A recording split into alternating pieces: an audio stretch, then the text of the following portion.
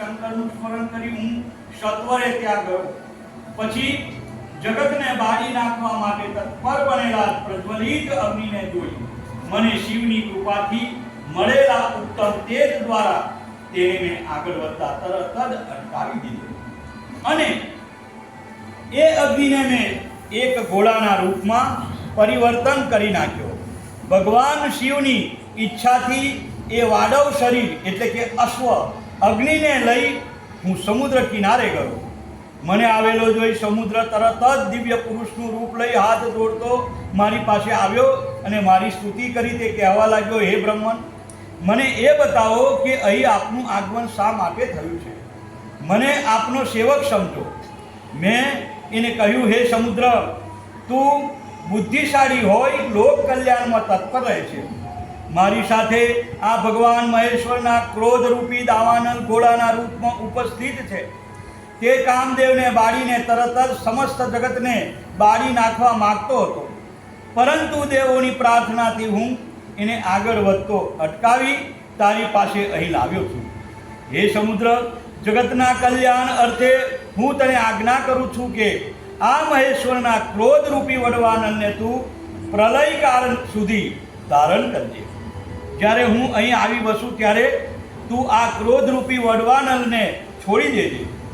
એ તારા જળનો આહાર કરશે. તું એ વડવાનલને તારી ઉપર રાખજે, જેથી તે પાણીની અંદર ઊંડાણમાં જતો ન રહે.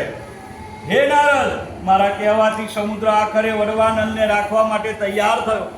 પછી તે વડવાનલ રૂપી અગ્નિમાં પ્રવેશી તે વડવાનલ રૂપી અગ્નિજળમાં પ્રવેશી જળના સમૂહને બાળવા લાગ્યો.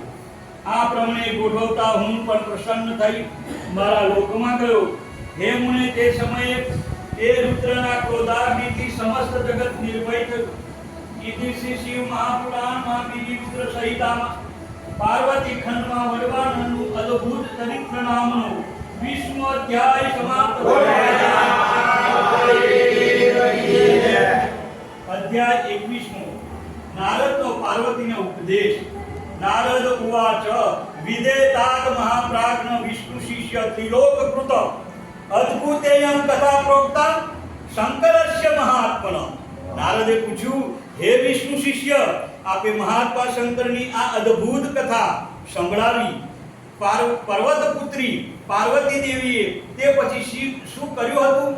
સખીઓ સાથે તેઓ ક્યાં ગયા હતા? તે સર્વ વૃત્તાંત આપ મને કહો. બ્રહ્મા બોલ્યા, હે બુદ્ધિશાળી નારદ, મારા સ્વામી શંકરનું હું તમને આગળ કહું છું તે સાંભળો. કામદેવને જ્યારે શંકરના ત્રીજા લોચનથી ઉત્પન્ન થયેલા અગ્નિએ બાળી નાખ્યો હતો ત્યારે મહાપ્રચંડ અવાજ ઉત્પન્ન થયો હતો, જેનાથી ચારુએ આકાશ વ્યાપ્ત થઈ ગયું હતું. અને અવાજની સાથે કામદેવનો નાશ થયેલો જોઈ પાર્વતી ગભરાઈને પોતાની બે સખીઓ સાથે પોતાના આવાસે જતા રહ્યા હતા. અદ્રશ્ય થયેલા શંકરના વિયોગથી રડતી પુત્રી પાસે હિમાલય ગયો અને પોતાના હાથથી તેના આંસુને લૂછતા, શિવ, તું રડીશ નહીં, ગભરાઈશ નહીં એમ કહી પાર્વતીને પોતાના ખોળામાં લઈને સાંત્વના આપી. કામદેવને ભસ્મ કર્યા પછી શંકર અદ્રશ્ય થઈ ગયા. ત્યારથી પાર્વતી તેમના વિયોગને લઈને અત્યંત વ્યાકુળ રહેવા લાગ્યા. ત્યારબાદ ઇન્દ્રની પ્રેરણાથી ફરતા ફરતા એક દિવસ તમે હિમાલય પાસે ગયા. તેને તમારો ભક્તિપૂર્વક સત્કાર કર્યો અને ઉત્તમ આસન બેસવા આપ્યું. તમે તેનું ક્ષેમ કુશળ પૂછ્યું, એટલે હિમાલય શંકરની સેવા સાથેનું પોતાની કન્યાનું સર્વ ચરિત્ર કહ્યું.